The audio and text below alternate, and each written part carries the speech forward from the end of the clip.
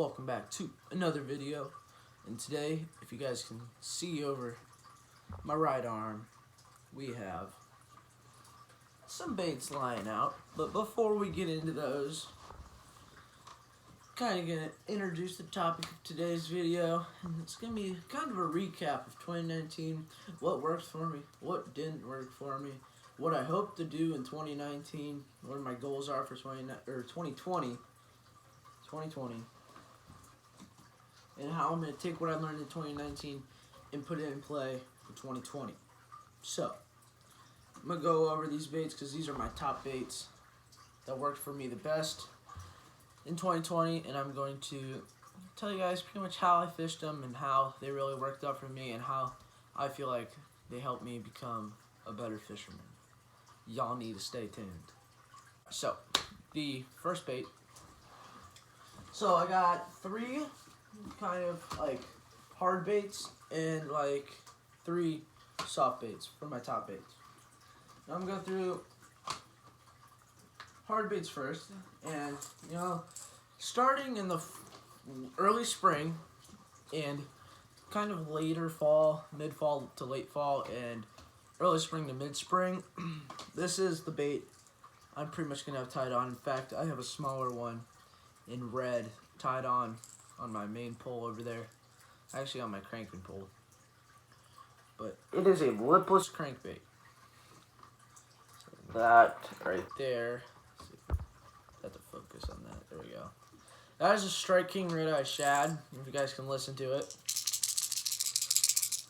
Makes lots of noise going through the water. Now, Strike King red-eye shads, they don't have the best hook, so I'd recommend you guys change them out. But what's so special about this is this is Sexy Shad. If you guys couldn't tell, it's kind of bright.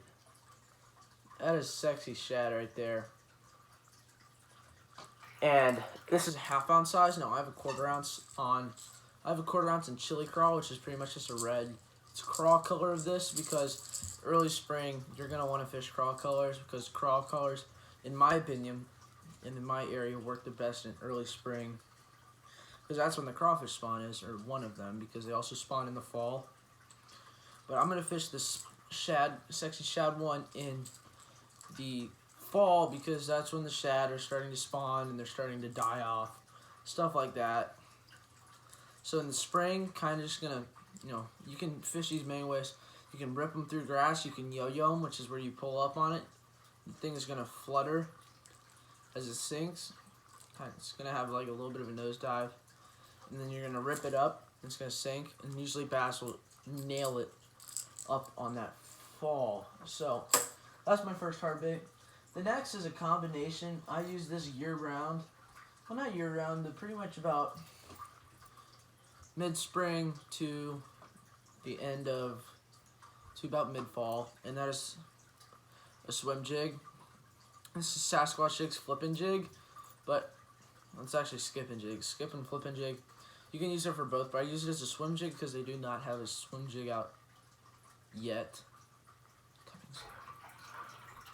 This is black and purple. Now I use this. This is the main color I use because it stands out. It's pretty flashy and it looks pretty much like a bluegill.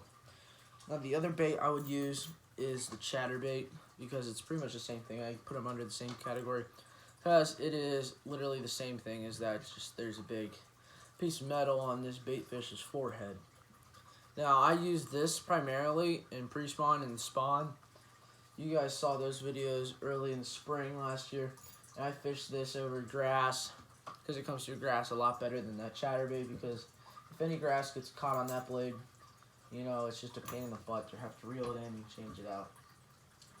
And then my last hard bait I have here, this bait doesn't really stand for all the baits, but it's just like a category bait. That is a topwater frog right here. This is a Booyah Pad Crasher in black and blue right there. Now, I fish many different frogs. My favorite frog is probably the live target frog because it's the hooks. I love the hooks and the paint job on them. But you can catch fish on any frog, and this is probably one of the best frogs for your money. It's about $6 frog right here. I also love the live target sunfish because it imitates a sunfish perfectly, a dying one on top of the water. And frog fishing is just an absolute blast. And you guys know I always, in the summer, no matter where I'm going, I always have a frog pole hooked up because I love to catch fish on a frog. So use this or the sunfish. It's pretty simple how you fish this. It's actually pretty diverse. People think you can only fish it on top of algae, or you can fish this thing along weed lines. You can fish it like in laydowns, in cover. The fish will come up and nail it. I know Larry wants to nail it. Oh yeah, he wants that thing. He wants some crickets. You can fish it in cattails, reeds, anything. Wherever the bass are shallow, you're almost guaranteed to be able to get them to hit a frog. Now you have to kind of consider time because they're more likely to hit a frog like early morning, late evening than 12 o'clock in the afternoon when it's blazing down 95 degrees. So you just have to be smart about where you're fishing it. You can pretty much fish it anywhere. So those are the hard baits. Now I have 3 soft baits. One of them, you guys know what it is. This has pretty much got to be in everybody's top baits every year. That's a Senko. This is the Yamamoto Senko Green Pumpkin. Not much else to it. Wacky rig, Texas rig. This thing gets it done. It's absolute killer. If you guys want to get into bass fishing, pick up Senkos as your first bait. They're so versatile and they have such great action. They just catch fish. It's simple as that. Check out those. Now the next baits are a little bit more out of my comfort zone, which I like because every year I challenge myself to get out of my comfort zone. You guys know that. I set goals for new baits I haven't tried before. Like this year I wanted to master the shaky head and chatterbait. I nailed the chatterbait, not so much the shaky head.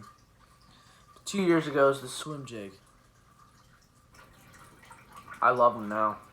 So next year, you guys can expect videos coming soon. Big swim baits. Kind of just swim baits in general, like 4 inches and over. Big swim baits and shaky head. But this right here is a craw. Now, you guys hear about people talking about the Texas rig I wouldn't say too much, but too often. That's the same thing. I'm an absolute idiot. They talk about it a lot. And I said, you know what? I don't fish it often. I'm going to go out there and I'm going to give it a shot. So I put on 1/4 ounce weight, 4/0 hook. I tried this thing, and it just killed out at my ponds. So pretty much just dragged it. You can swim it. You can do so many things with it. You can flip it, which brings us. Oh, this is Rage Craw, PB&J. You guys didn't know. But this is one of the most versatile baits you're getting into bass fishing. This square bill crankbait and a Senko. If you guys want me to make a video on that, go put it in the comments below, right there. Well, you can flip it also, which brings us into my next bait, which is the Rage Bug by Strike King right here. This is in black and blue, but I have green pumpkin over there too, and watermelon. Now, I use this thing so much because one thing I've been trying to do more is flip and punch. Because I feel like it is the ability to become one of my most favorite things to do because I love summertime fishing. And I'm going to be fishing it around the same spots as you fish it with the frog because you're just going to be flipping it up into heavy cover. One thing I'm going to try and get this winter is a heavy pole for this and the frog and some swim baits because it's not really ideal to throw a giant 6-inch swim bait on a medium heavy pole, but I mean, you can maybe. You can get away with throwing a frog and a flipping bait, but it's not like ideal. But you can get it done. So I use this flipping.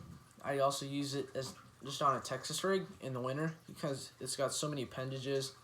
These fish can feel it when the water gets cold in the spring and it's dirty. You can really get the lateral line and they can feel it coming by them. And I also use it on jig trails. If you guys see the video that I just uploaded literally a couple minutes ago before I'm filming this, I put it on all the back of my flipping jigs, except the ones that have the paddle tails on them right now. this bait, I love it so much. And if you guys know my Rage box, I have 3 of these left. So expect the Tackle Warehouse with about 3 packs of these guys because they are super versatile. And as I mentioned, that is, well, first of all, that is all of our baits. But as I mentioned, I always set a goal for myself next year. And next year, there are 2 baits I always try and get a finesse bait and a faster, like, more power fishing bait. Now, I kind of have 3 goals for myself next year because, well, 4, kind of. 3 of them are fishing related. But I want to, like, well, so the power fishing one, swim baits. I want to master swim baits. I've been looking on Tackle Warehouse already. Gonna get some mag drafts, gonna get some S waivers, maybe some of those live target ones that are kind of smaller, which should be perfect, I feel like, for my ponds around me because I don't have, like, I don't live in Texas, I live in Ohio, so, like, a 5-pound fish is, like, the equivalent to an 8-pound fish in Texas. So, like, we're just gonna try and get onto those bigger fish and try and eliminate those smaller fish. Now, the more finesse one is the shaky head. I failed to really master it this year, so I want to get into it next year and try and catch some fish on it. You know, and the next are personal goals, not so fishing related, but I want to break my PB and I want to catch a fish over 5 pounds to do so. My current PB is about 4.5, 4. Here's a picture, if I edit it in, picture. If not, but yeah, I want it to be over 5 pounds because I'm literally investing probably $100 or so into swim baits to try and catch this. You know, one thing I forgot, maybe some egg rigs. I know Live Target has some pretty small ones that I feel like they'd be absolute money in the ponds around me. They have some pretty small ones, like I said, and just a lot of swim baits because they catch big fish. So that is, there's that. And, oh yeah, last thing, I'm having brain farts. Midterms killed me, if you couldn't tell. But I want to become a better fisherman, and I want to get better camera gear. I want to stay true to my uploading schedule, which is either like every 3 to 4 days, even some in between there, like every other day. Now, this video is probably going to be up on like the 22nd or 23rd, and you guys can definitely expect a video coming 25th or 26th. So I'll show you guys what I got on Christmas, but don't expect it to be a long, in-depth video because I'm going to want to spend time with my family and stuff because it is Christmas. So I'll kind of be like, all right, here, I got this pole, I got this lure, I got this, or whatever. Hopefully I get a bunch of stuff. Hopefully I'm on the nice list. But let's go to the outro. Alright, guys. If you enjoyed, you guys already know what to do. Smash the thumbs up button. Click the red subscribe button. Trying to get to 75 by Christmas. We're at 71. And for you guys who are watching this who aren't subscribed, please click the subscribe button. Please click the subscribe button. But, as always, I'm your host, Owen. We'll catch you guys on the next one. Merry Christmas.